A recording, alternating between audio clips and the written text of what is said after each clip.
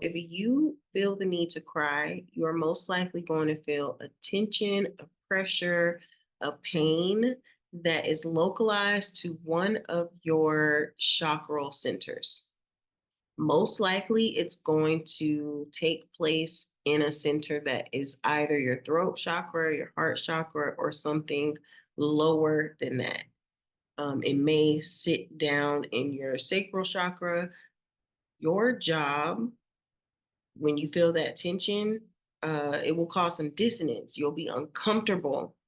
And the further down that tension is, the more difficult it will be for you to do your job, which is to slowly pull that energy up, up, up, up, and out of the tear ducts.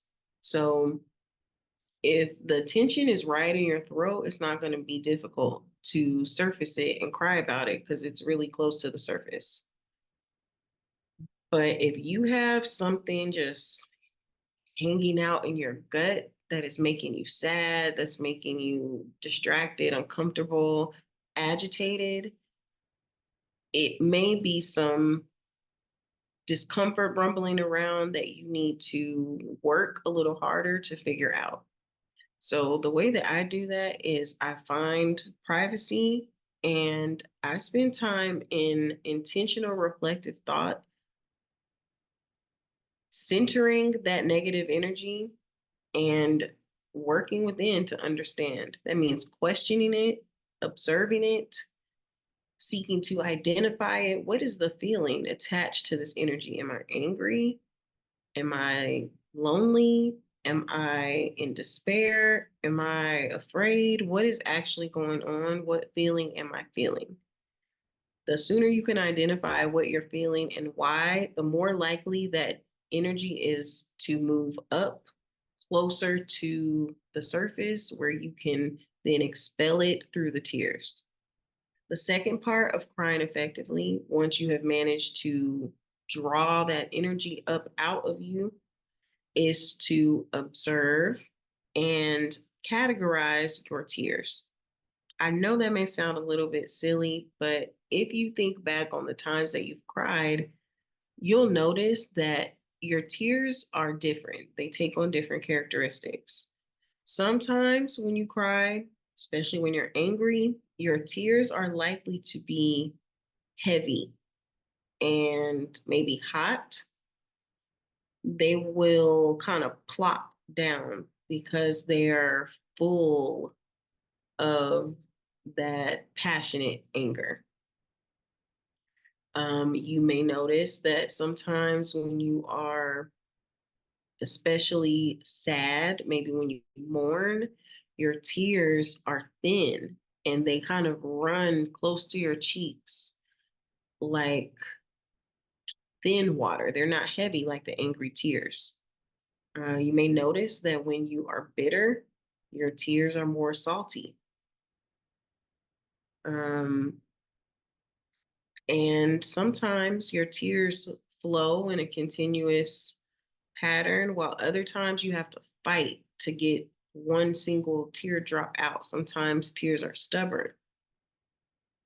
It's important to take note of those sort of characteristics about your tears because they inform you about what's really going on in your emotional experience. If you have to fight to get a tear out, it means that you are working really hard to get in touch with that feeling that lives in that tear. You may have heard that water holds on to energy, that you can speak words to water and it will absorb that energy. Your tears are not different. They carry the energy of your emotional experience. So when you can expel the tear, you can get over the feeling. Way back in the day before I started a healing journey, I used to spend so much time preoccupied trying to figure out why I felt so sad. It was almost like understanding why I was sad was more important than the fact that I was sad. And I guess in some sense it was because I needed to discover that, oh, hey, surprise, you're a victim. You're being abused by your narcissistic parent. It's at the root of all your emotional dissonance. But as I got better at crying effectively, as I started to heal, I learned to release my concern about why I was feeling what I was feeling and being more open to simply observing and understanding so that I could release it.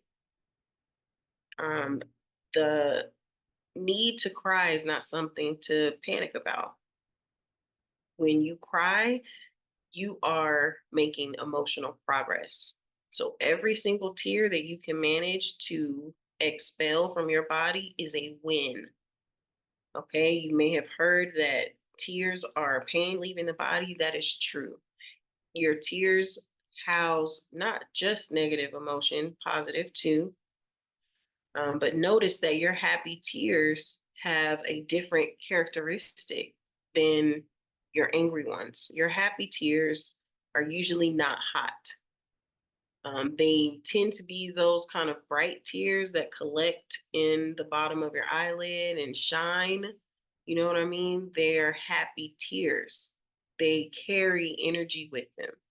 And so the more observant that you can be of your tears and the energetic experience you're having while you're crying, the better you'll get at making a habit out of it and quickly identifying and releasing whatever negative emotion is at the root of your need to cry.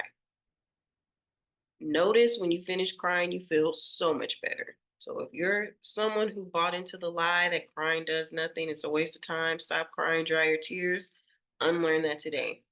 Especially if you are an adult child of a narcissist on a healing journey, because, oh baby, do you have some tears to cry. The better you can get at simply releasing them and embracing and releasing them, the better on your healing journey you will be. So, with that, thank you so much for tuning in. I'm Dani Ellison, and I hope this helps.